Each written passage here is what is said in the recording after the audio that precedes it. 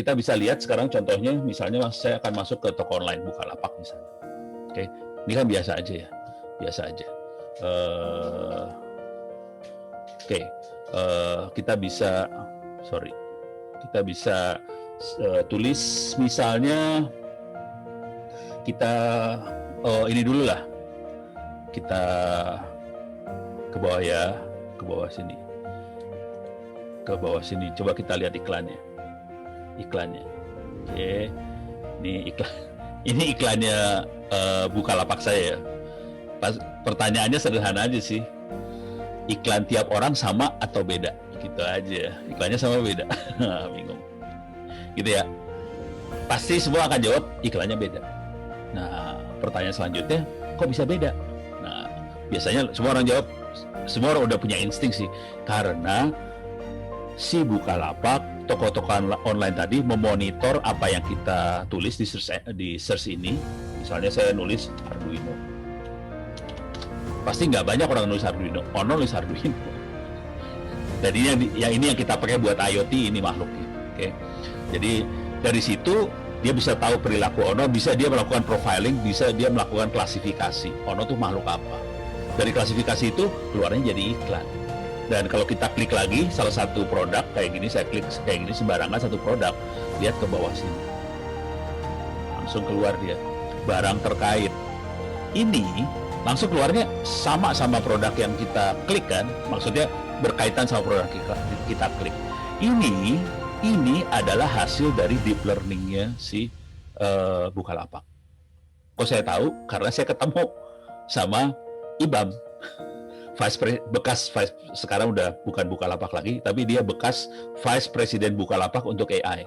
Dan dia cerita, waktu itu dia cerita, ini mengakibatkan pertambahan uang perputaran. Jadi Bukalapak per bulannya itu muterin duit sekitar belasan triliun rupiah. Itu baru Bukalapak, kalau Tokped lebih tinggi lagi. Jadi mereka muterin duit segitu banyak, ditambah dengan ini ada kenaikan perputaran duit sekitar beberapa ratus miliar lagi tambahan. Jadi cuma gara-gara ini doang. Jadi makanya AI di belakangnya. Cuman orang kan ngomongnya digital ekonomi apa semua, lu kagak tahu di belakangnya AI. Konsekuensi dari AI apa? Dia mencatat, memonitor apa yang kita lakukan, dan dia melakukan klasifikasi. Ono makhluk apa? Teguh makhluk apa? Dia akan klasifikasi itu. Dari klasifikasi itu dia kasih sesuatu yang sesuai dengan si Ono. Harapannya Ono akan beli. Gitu. Asal tahu bahwa kalau saya bilangnya bukan digital ekonomi sih sebenarnya. Namanya ekonomi mata-mata, ekonomi spy sih sebenarnya kayak gitu. Jadi mereka akan melakukan spy. Oke. Coba kita lihat lagi yang lain lagi ya.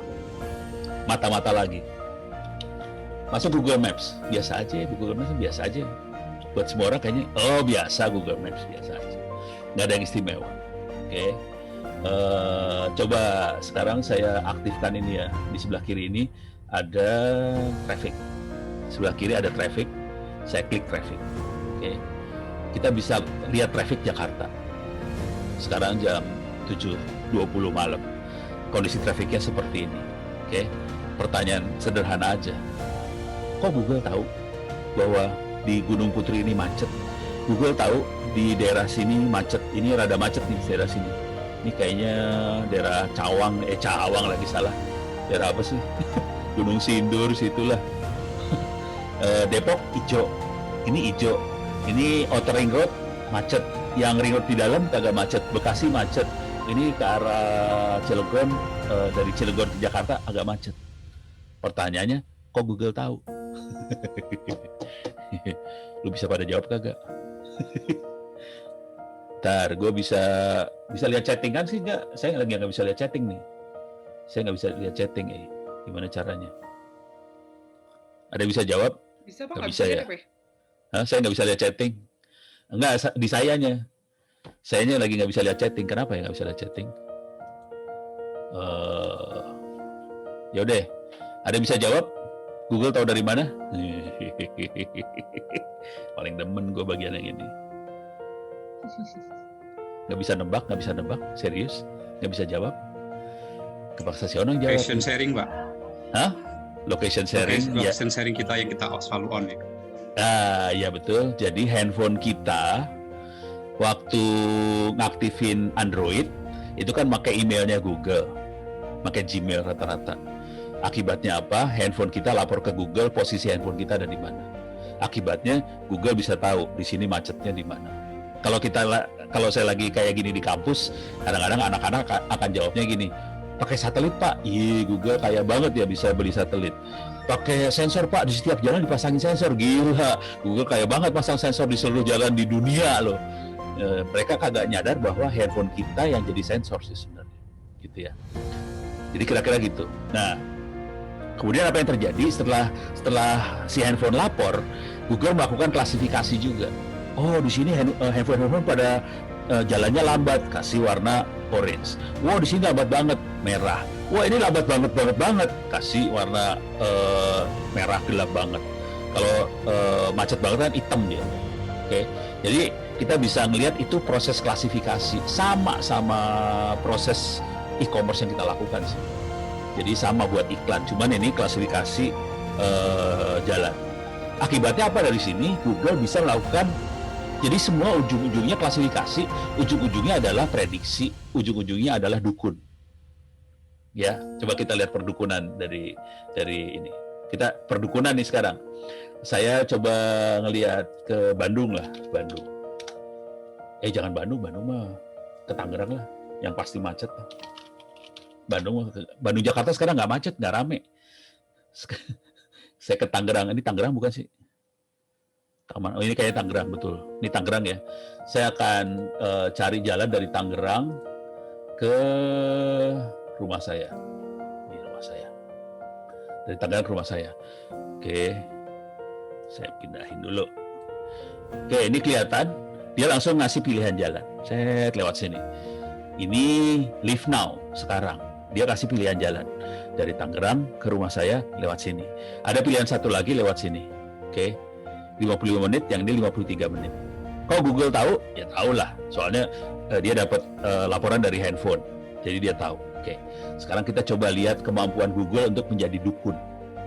Jadi tujuan hidup dari yang namanya digital economy segala macam, termasuk ini juga ilmu ini dipakai oleh presiden, dipakai oleh menteri segala macam. Mereka butuh dukun, mereka butuh melihat ke depan tuh seperti apa sih, supaya kalau saya bikin kebijakan nggak salah langkah. Jangan sampai anak-anak demo seperti sekarang, gitu kan? Itu udah salah langkah tuh demo. Nah, sekarang kita liftnya dirubah, jangan live now. Saya rubah jadi depart at, jadi berangkat jam berapa, tanggal hari apa. Ini masih hari ini jam 7.20. Dia ngasih sarannya seperti ini. Oke, dia masih saran yang ini. Oke ya. Nah, sekarang kalau kita mau lihat perdukunannya dia, coba kita rubah ke besok. Oke. Dia pindah loh ke sini. Tolong lihat macet-macetnya ya. Tolong lihat macetnya. Ini ada macet di sini ya. Coba ini hari Tuesday. Coba kita ke Friday. Macetnya sama nggak? Macet di jalan-jalan ini juga dilihat ya. Jalan-jalan ini merahnya lain-lain loh ini, merahnya. Coba balik lagi ya, balik lagi.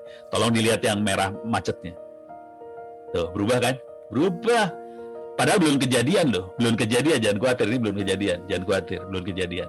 Kalau mau ngeliatin yang namanya macet, jangan malam kayak gini. Itu mah kagak macet, pindahin. Jam 7 pagi gitu. Ini kan PM, jadiin AM. Jam 10, 9, 8, 7 apa jam 7 lah, macet banget 7. Oke, lihat di sini. Kan kelihatan mulai macetnya kelihatan di sini. Coba ini Friday kan, hari Kamis besok. Tolong lihat macetnya ya. Ini ada merah di sini. Hari Jumat merahnya hilang. Hari Sabtu mau balik lagi. Jumat, Sabtu lancar. Minggu lancar banget lah. Senin depan tanggal 12 Oktober, oke, macet hari Senin. Macetnya lebih parah banget. Jadi kita ini tujuan hidupnya sebenarnya ini sih sebenarnya. Buat dukun sih sebenarnya. Beres ya? Udah kebayang ya? Perdukunan. Bagaimana ilmunya jadi ini buat ngasih lihat contoh IoT yang lain yang saya paling suka. IoT yang lain adalah Flight Radar. Ini IoT juga sih sama. Oke, ini flight radar. Flight radar kita bisa lihat pesawat lagi terbang. Ini pesawatnya lagi terbang beneran sekarang. Oke, ini ada Citylink, CTV itu kalau nggak salah Citylink bener kan. Terus yang ini ada Batik BTK, ini Batik Air mau mendarati Halim lagi Cengkareng. Ini Garuda, bisa kita lihat dari mana Surabaya ke CKK. Ini dari Garuda lagi, dari CKK ke Surabaya, kita bisa lihat live. Dan kalau saya nanya di kampus, oke, gimana caranya si flightradar24.com tahu bahwa pesawatnya ada di situ? Beberapa orang akan bilang karena air traffic controller lapor. Gila lu, nggak kejadian air traffic controller lapor ke website ada di luar negeri lagi flight radar, nggak kejadian tuh. Gimana caranya kita bisa melihat radarnya itu? Nggak bisa. Jadi gimana caranya kita bisa tahu? Nah, kebetulan sekali di pesawat ini, di semua pesawat terbang itu sekarang diwajibkan untuk masuk ke wiki saya dulu, mewajibkan ngasih tahu ke bawah, memancarkan posisi dia. Jadi flight radarnya, teknologinya namanya ADS-B.